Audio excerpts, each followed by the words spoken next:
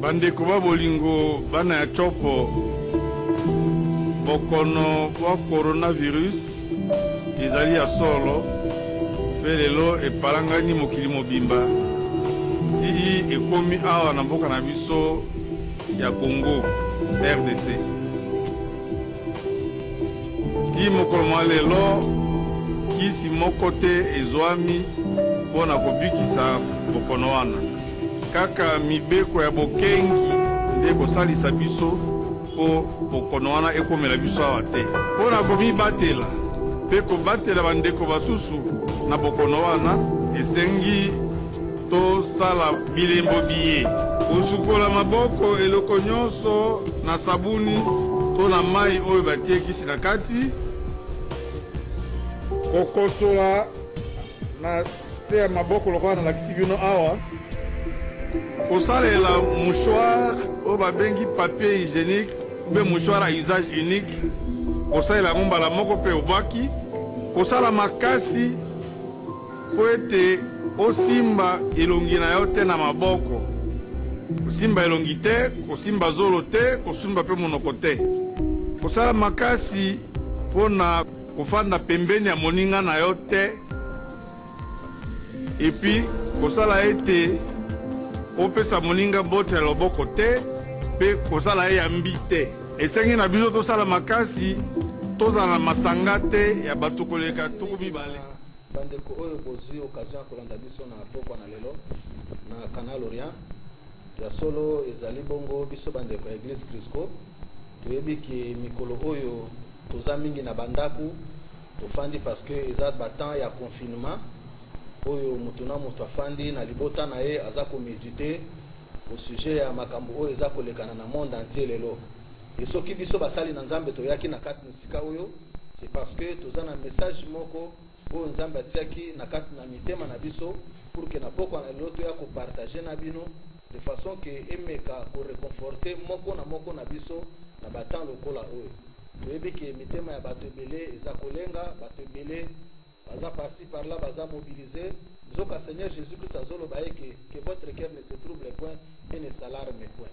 Alors c'est la raison pour laquelle toza na kati nisika oyo na pokwa na lelo na main droite na ngai naza na mosali na nzambe ye bongo pasteur na biso Gérard Bouchiri Ramazani azali presbytère ya Église Crisco na main gauche na ngai nazali na mama Ferro Kimbulu azali évangéliste mosali na nzambe na Église Crisco et puis na sima na nga toza na mosali na nzambe pasteur Raymond azali pe pasteur ya Église Crisco et na mosali na bino ndeko Nehemi Koi et na pokwa na losoki toyaki na kati nisika o parce que toza na posa to partager message moko oyo ezali ya litomba mingi oyo nzambe atie na kati na basali na ye na boye topesi lokumu na papa na biso pasteur Gérard asambela mpona korekomande temps oyo na se na grâce na nzambe.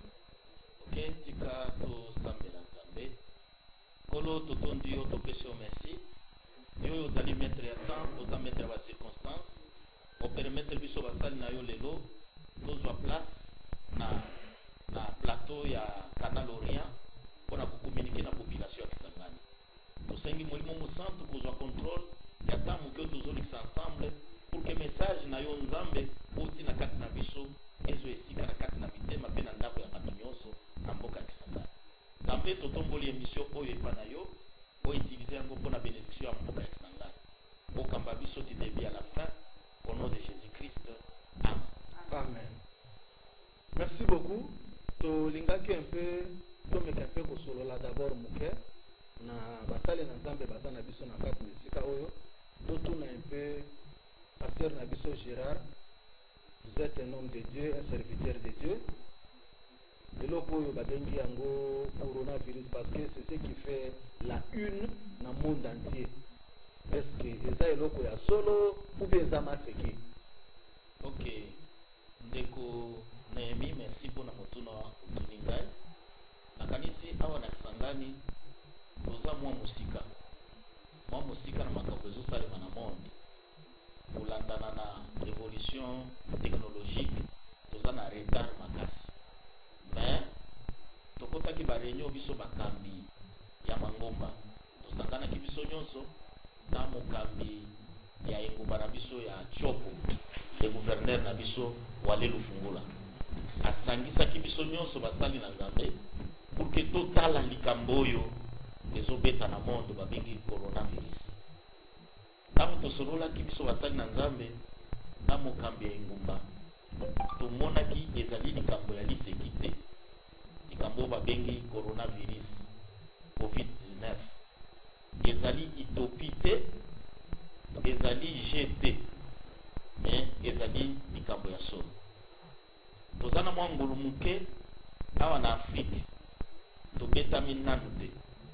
Tozana mwa ngulu muke to munene awa na Congo, esi ekoti na Kinshasa, esi ekoti na quelques provinces na biso Lubumbashi na Goma, mais kufa eza nanu mingi te. Alors likambo ya coronavirus ndengo tuninga motuna eza likambo ya solo, maladi wana ezali esi ekoteli batu ezoboma batu. Tango moni voisin kaze ya voisin na yo ezozika moto, il faut uzwa ba précaution pour que moto wana oyebi esika euti te ezwa pe kazi na yo te. C'est pourquoi biso basali na Nzambe tozwi engagement ya kolobela le peuple de Kisangani et de la Djopo, et surtout na côté na biso les enfants de Dieu. Toya wana télévision pour tolobela likambo ya coronavirus ke ezali blague te, ezali likambo ya solo, kufa eza kotambola na kati na monde. Totelema pour que tokangela ngonzela ekotela biso awa te. C'est que na mutuno tuna kinga likambo ya coronavirus soki ezali likambo ya solo tolo kuta ezali likambo ya solo, ezali likambo eza koboma bato. Moto na motu faut avoir précaution pour que azwa mate. Merci. Ok, malamu mingi. Tozo continuer. Alors, sikoyo par rapport na batan lokola oyo. Tomoni ke na ba précaution bakonzi ya mboka président de la République alobi ke na batan lokola oyo ba église ekangami eloko ata moko te kosalema. Comment est-ce que maintenant bino bato boza bakambi vous êtes en train de digérer cette mesure là? Ok. Nakanisi soko landaki très bien président de la République alobaki que quoi que ba mesure na ye et semblait être impopulaire, quoi que mais eza utile. Et lorsque monene ezali kotala intention mutu azana yango. Pourquoi mokonzi mboka azui ba instruction ya makasi boye ya kokanga meme mangomba. Oui, que depuis mokili banda tomeki kotala l'histoire de l'église, église eleka na makambo ya ndenge na ndenge, mais na monde entier on n'a jamais entendu une chose pareille que église ekangami monde entier. Soki mokonzi mboka azwaki ba mesure oyo tomona ki ezalaki na sens ya ko protéger peuple na ye, parce que il est le pasteur de la province de la Djopo. Ndenge Nzambe atiaki Bible lobi toute autorité vient de Dieu. Nzambe ndi atiaki po abatela peuple ya Nzambe o eza na mboka ya Kisangani. Na kanisi omoni wana ndenge tozaki na réunion munene ya biso ba évêque bakambi ya mangomba tozaki ensemble na mokonzi ya mboka ya Kisangani. Alors toyaki komona ke mesure au président de la République azui ezali utile pour la protection de la population. C'est une mesure préventive. Balubaka vaut mieux prévenir que guérir. Alors, mon conseil mboka azwa ki mesure wana pour protéger peuple naïe, ezali acte moko d'amour envers son peuple et bisonyon sotomonique c'est bénéfique et ça salutaire pour la population ya Kisangani. C'est pourquoi tout s'est rallié derrière le président de la République pour sensibiliser la population ya Kisangani que ba respecter ba instruction oyo mokonzi mboka pesaki. Soki otangi Bible nemi. Na Bible na mukanda ya Esaïe chapitre 26. Esaïe 26, soki otangi le 20e verset. Na kutanga Esaïe chapitre 26. Que dit la Bible? Parce que bato mingi peut-être ba ukanisa eza bitumba kokanga église on dirait ezali acte antichrist ou eza kokanga lingomba, mais ezali ya ko protéger population. Na lobi na Esaïe 26, ce qui est dans verset 20. Que dit la Bible? Ici Dieu parle. Esaïe 26. Excusez, j'ai oublié mes lunettes. Dans un moins de difficulté, Tikanatanga. Esaïe chapitre 26. le verset 20. Dieu dit ceci. Va, mon peuple, entre dans ta chambre et ferme la porte derrière toi. Cache-toi pour quelques instants jusqu'à ce que la colère soit passée. Bible lobby, peuple naïe. Il arrivera un temps où la colère de Dieu va se manifester sur la terre. À cause du péché, Dieu punira le monde. Et tant on est kukoma, oyo kanda ya nzambe ko se manifester. Dieu dit à son peuple, toi, tika nyoso zosala, soki bilanga. Soki kukende temple tika. Soki kendo kata bilanga tika. Kota ipana yo na ndako. Alobi kota na chambre pe mikangela kuna. Ovanda kuna pour un temps. Soki ngonga ya kanda ya nzambe eleki okobima lisusu. C'est biblique. C'est pourquoi pour ce temps, oyo liweza kotambola na kati na mokili, mokonzi ya mboka monaki ke avandisa bato na ndako. C'est pourquoi biso pe église tomoni ke eza biblique. Kufa ya bato oyo tomona nanu te, bato bazo kufa 800 par jour, 900 par jour. Bato bazo kufa lokola banzoi. Tolingi te likambo wana ekotela biso awa. Oyebi, Dieu nous a donné le Saint-Esprit. Et le Saint-Esprit attribution à liboso oya pesa kana mutu soki mutu atondisa na mulimo mosantu, c'est l'intelligence. Le Saint-Esprit que nous recevons, c'est l'esprit d'intelligence. Soki mutu azana mulimo mosantu et local liboso ko se manifester pas ya mutu wana, c'est l'intelligence. Et l'intelligence c'est quoi? C'est la capacité de connaître et de comprendre les choses facilement. Nous avons compris, c'est pourquoi à la lumière des Écritures, to mona ke ezali pe malamu na ngongoyo, ba Kristo bavanda na bandako. Mikangela na bandako, baluka elongi na nzambe jusqu'au jour où la colère de Dieu passera, mboke kukoma kimia, tokobima lisu tokozonga. Voilà. Merci. Siko tango batu bamikangi na bandako, pour faire quoi exactement? Bamikangi na bandako kubanga, kosala eloko nini, kozwa temps ya kosambela to ya kosala eloko nini? Batu bafandi bamikangi na bandako parce que bazozela ke kanda eleka. Siko na temps wana o bamikangi na ndako, bazosala nini? Na temps oyo bato bamikangi na ndako ezali tango ya retraite. Retraite elingi koloba otiki ba préoccupation na yo et o se privé na yango po oluka elongi na nzambe. C'est le bon moment oyo esengeli sikoyo église eluka elongi na nzambe.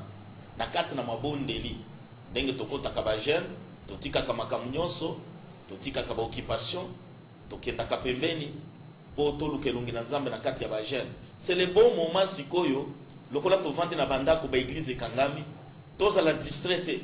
C'est le moment sikoyo to lele la nzambe to lancer ba cri et pas na nzambe ayoke la biso mawa individuellement d'abord na libota et puis na mboka ayoke la biso mawa aleki sakanda oyo. C'est que c'est le moment seulement ya ba Christ ko profiter na ta retraite oyo pona kolukelungi na nzambe ko bondela. Zambe ayoka kamabondeli. Nous croyons à la puissance de la prière. La prière, c'est un remède. Et ça qui si il y a problème nyonso. Tout le monde mokonzi mboka zuba résolution pour protéger la population. Mais spirituellement aussi, biso basali na nzambe, il faut toyeba nini to sala pour protéger mboka ya nzambe, pour protéger bana ya nzambe. C'est pourquoi c'est le bon moment pour na mabondeli pour na mutu moko na moko. C'est que awa naza koloba lokola le sonneur de trompette. Naza ko sonner trompette que ezali tango ya distraction te. Bible lobi erre le peuple qui connaît le son de la trompette. Mongongo ezobima awa eza mongongo ya mosali na nzambe oya bengami pe atindami na nzambe. Esengeli mutu nyonso ayoka. Ezala olingaka nzambe, ezala olingaka nzambe te, esengeli oyoka. Ezali ngonga ya mutu na mutu koluka siko nzambe, ezali ngonga ya mutu na mutu koluka mabondeli pour que nzambe kaka nde akosalisa biso na likambo oyo. Biso tozali kukanisa ke mindele balonga nyonso bazana ba hôpitaux ya minene, bazana bakisi ya ndenge na ndenge. Mindele bakoma na capacité ya ko changer motema ya mutu, ya ko changer rein ya mutu. Biso tozali kukanisa soki ozwi malade, soki olingi obika okokimela poto, mais siko mindele bakomi na suka. Eza na ngongo yo meme mbongo ya mutu ezokoka suko sala eloko te. c'est le temps où esengeli siko biso totalela nzambe parce que nzambe aza mutu te, nzambe aza nzambe et pas na ye rien n'est impossible. Ezali ngonga ya koluka siko nzambe na kati na mabondeli. C'est pourquoi soki tokangami na bandako tokangi ba église elingi koloba te ke église ekufi ba bâtiment nde tokangi mais église eza spirituelle, église eza kosala mutu na ndako na ye na libota na ye ezali ngonga siko ya kochauffer mabondeli pona ko bouter dehors ce coronavirus, ce COVID-19 pe na nzela mabondeli tokolonga yango soki eza na kisi te Jésus-Christ azali kisi munene. Bible lobi devant Jésus tous genoux fléchissent, que ce soit dans le ciel, que ce soit sur la terre, que ce soit sous la terre. Liboso la kombo na Yesu Christ mabolongo nyonso za kofukama. C'est pourquoi eza ngonga ya sikoyo ba Christ nyonso kokota na mabonde na bandako pe tokozwa solution na problème oyo ya corona 19 oyo. Merci beaucoup. Tope sape bande ko mususu baloba tika na banda na mama évangéliste Vero Kimbulu yo mama Vero ba norme nini ya hygiène okoko recommander na bato na batan lokola oyo de façon que ba se préserver na bokono wana ya coronavirus. Ndeko Nemi, merci papa na kopesa nga parole.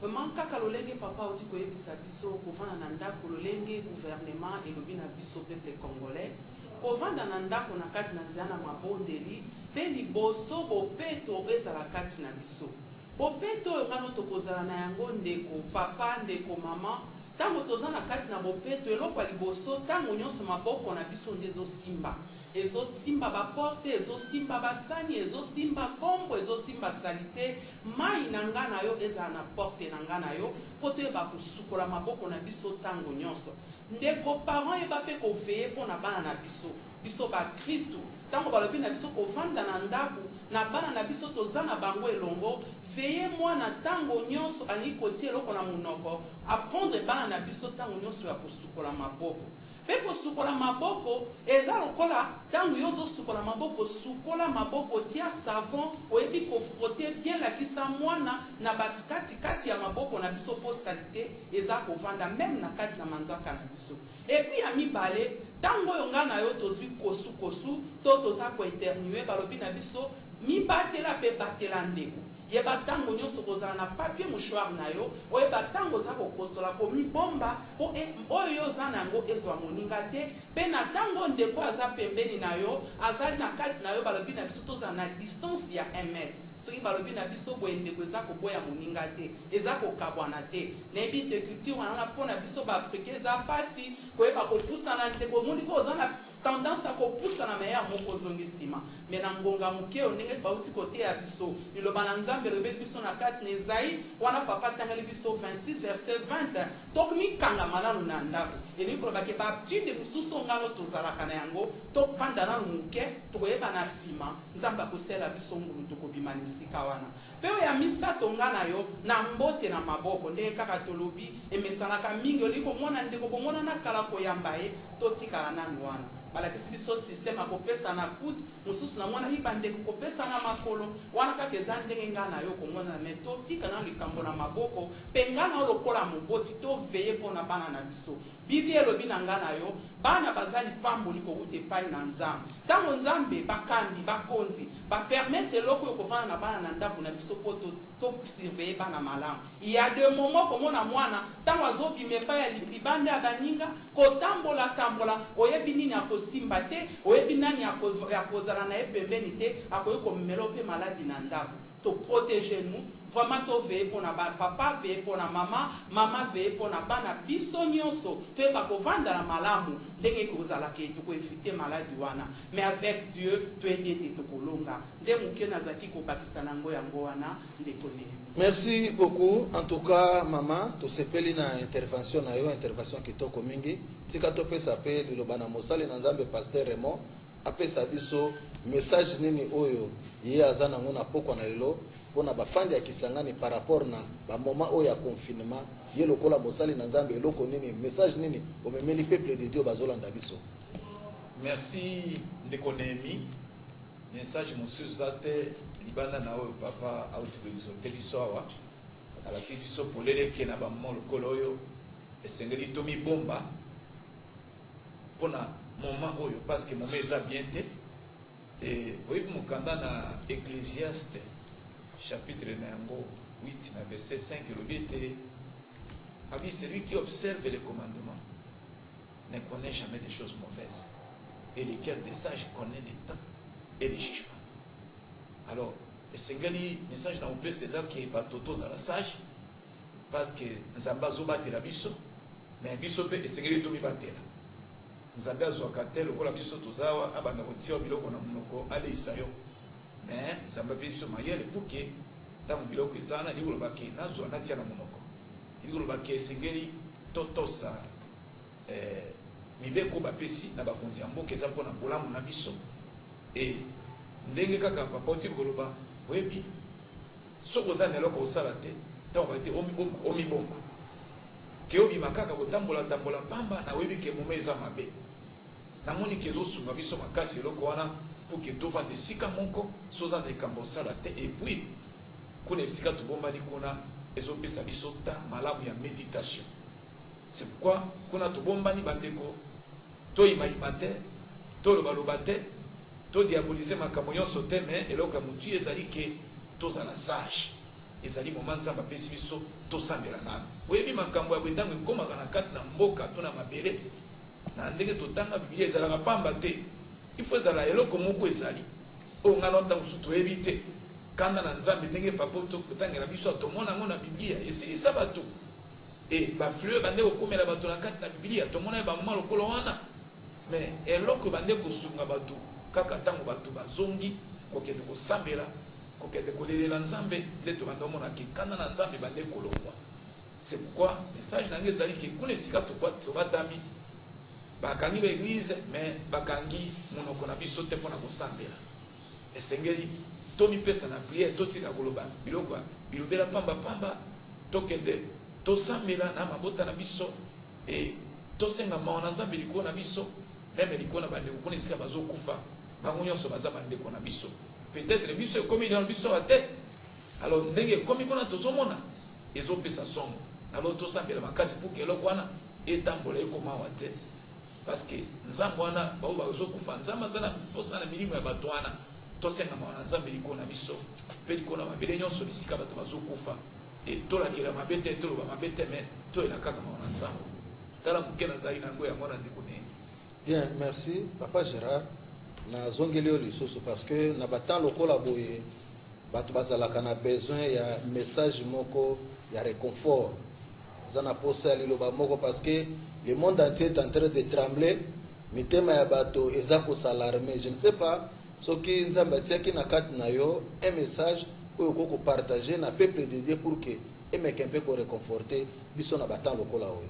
Oui, ndeko Nehemi naza mosali na nzambe message ekoki kozanga te nazolobela bato nyonso ya Kisangani message ya nzambe ezali nazolobela bana nyonso Église Crisco bolanda évêque na bino message ya nzambe ezali bato nyonso bayebi nzambe na bo bayebi nzambe te ozwi occasion ya komona biso na télévision awa message ya nzambe ezali mpona motu moko na moko oyebi mokonzi ya mboka le président de la République son excellence Tshisekedi na excellence na biso gouverneur de la République gouverneur ya province ya Chopo Wale Lufungula ba instruction oyo epesami ezali mpona koprotéger population ezali ba mesure moko préventive mpona koki koloba na français ezali ba mesure moko ya tina mibeko etiami ezali mpona kotungisa mutu te ezali mpona koboma lingomba ya mutu te ezali mpona koboma magasin to boutique ya mutu te to musala ya mutu mais ezali mpona koprotéger bomo ya bato parce que la vie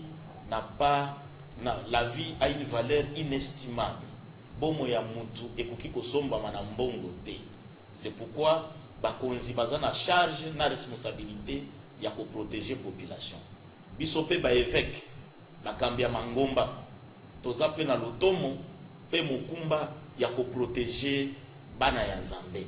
C'est pourquoi message nanga ezali oyo soki mokonzi ya mboka apesaki ba mesure préventive ezali ba mesure moko juridique ba mesure moko sanitaire mais esengeli pe toyeba ke Dieu ne permet pas eloko moko pona pamba te eloko te ekoki kokoma soki nzambe apermettre yango te.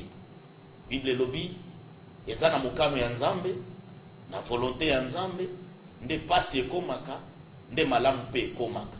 Eloko te ekoki kokoma na mboka, eloko te ekoki kokoma na vie ya mutu to na ndako ya mutu soki nzambe apermettre yango te.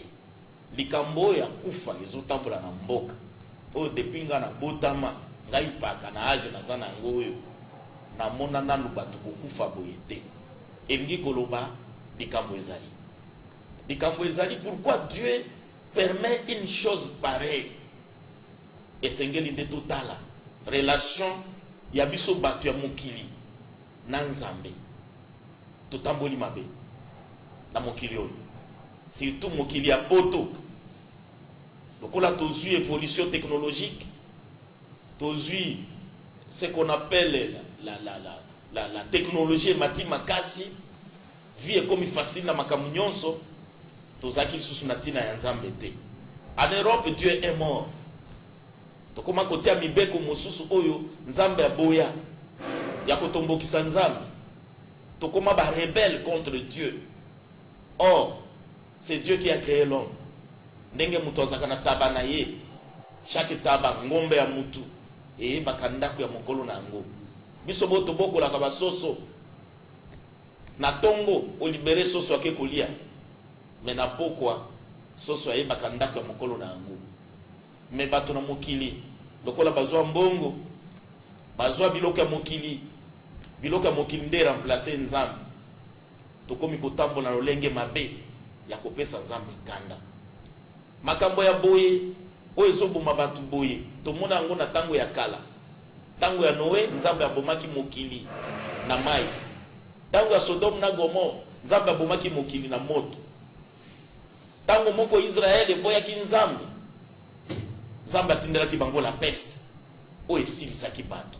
Soki totangi Bible na mukanda ya Deutéronome chapitre 28 na verset 15, Bible lobi, si tu n'obéis pas à la voix de l'Éternel ton Dieu que je te prescris aujourd'hui, voici toutes les malédictions qui se répandront sur toi. Babandi kotanga malédiction. Soko komi na verset 22 ya chapitre 28 ya Deutéronome. Bible lobi, lokolo boy koyoka nzambe, l'Éternel ton Dieu te frappera de toutes les maladies possibles jusqu'à ce que okosila. Tomoni na kati ya kanda ya nzambe ba épidémie eza na kati. C'est pourquoi na prévention otoza kozwa ko protéger population. Biso efongeli to lakisa nini to sala na molimo pour que toi empêcher la colère de Dieu kokota na bandako na biso, kokota na ba ville na biso, kokota na mboka na biso. Esengeli to sala nini? Na plus ya oyo mokonzi ya mboka tieli biso ya ko se confiner na bandako, ya kusukula maboko, ya kulata ba maske, ya kotala ndenge nini kokosola na kati ya batu. Nini esengeli susu to sala? Eloko moko na kosenga na bino église to bato ya nzambe boye balikamboyi, c'est la repentance. La repentance ezali clé ya restauration. Soki to se repentir te na mboka oyo kufa tozolanda na télévision oyo zo frapper mindele ekoya kokota peta.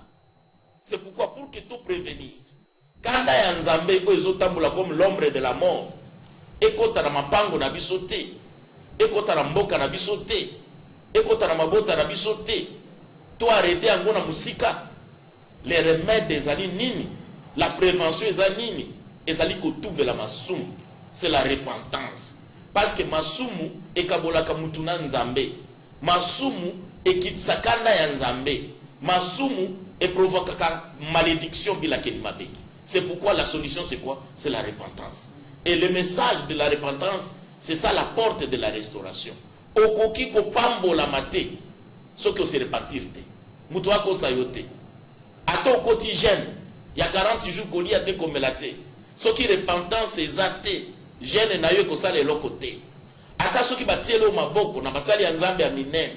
Soki ekuti na kati na motema na yo, esprit ya repentance ezali te ya kotubela masumu, maboko ya musali na nzambe ko sala eloko te. Okoki ko pakula yo bakoki ko pakula yo mafuta pour que obika. Mais soki ekuti na kati na motema na yo, repentance ezate. ndeko na ngai okomona loboko na nzambe te. C'est pourquoi le plus grand message qui a existé dans la Bible, c'est le message de la repentance. Mosali Nzambe Jean-Baptiste tango ayaki azalaki un serviteur consacré dès le ventre de sa mère, rempli du Saint-Esprit.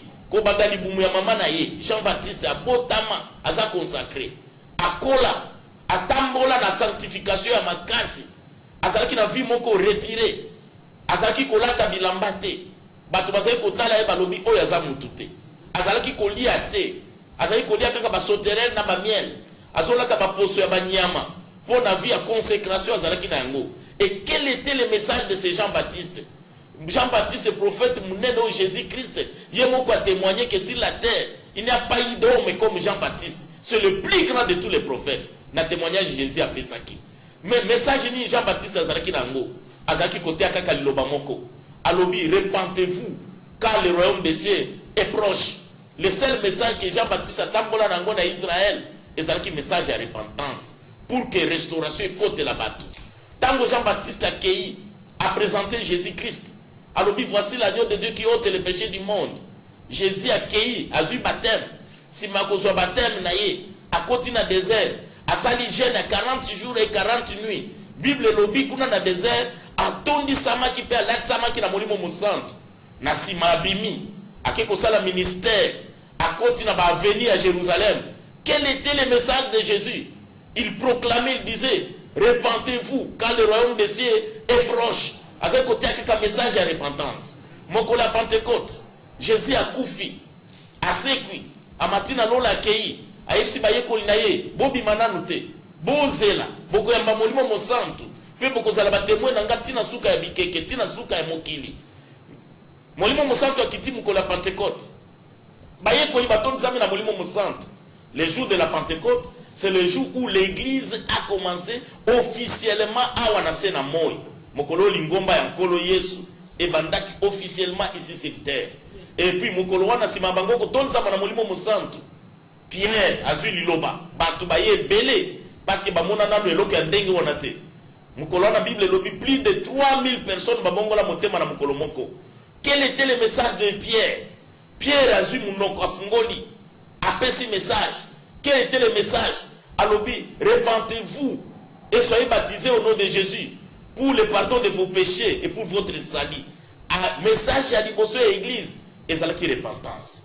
Mukoloana Pierre, abandi ko kende kote ya sango malam, akoti na temple, akuti mutu azo senga liboso ya porte ya temple, asambe lipona ye mutu wana abiki, mutu abandi ko tambola, paralytique wana abandi ko tambola, batu baye kolanda Pierre, babandi ko tuna tosala nini po tobika. Pierre a fait ce message.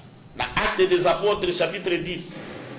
Actes des Apôtres, pardon, chapitre 3. Actes des Apôtres. Misala ya Mantoma, chapitre 3.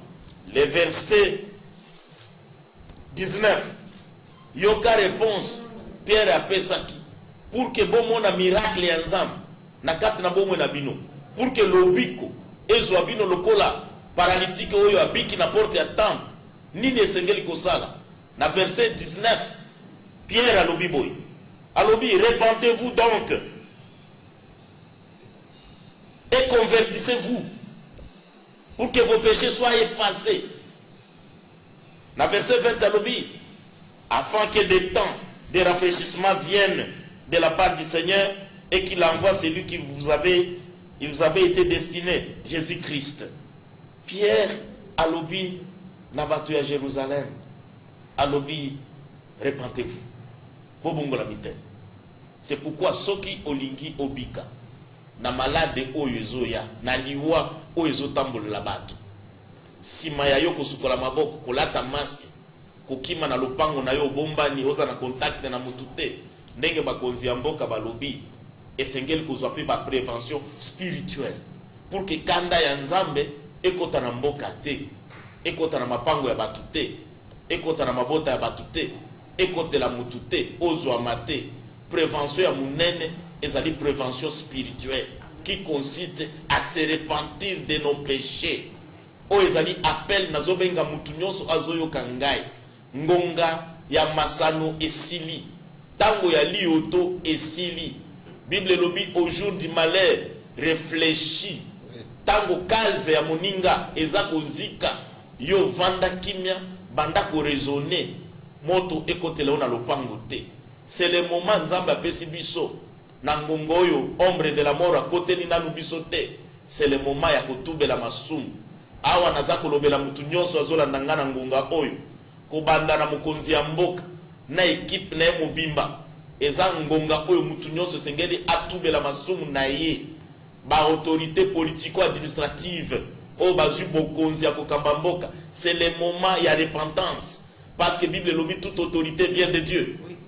Bible lobi toute autorité vient de Dieu. Mutu nyonso atubela masumu na ye ezala ba autorité milito policière esengeli batubela masumu soldat nyonso policier nyonso commandant nyonso mabe otosala na mboka oyo eza ngunga ya kotubela pour que kanda ya nzambe eséloigner na mboka na biso.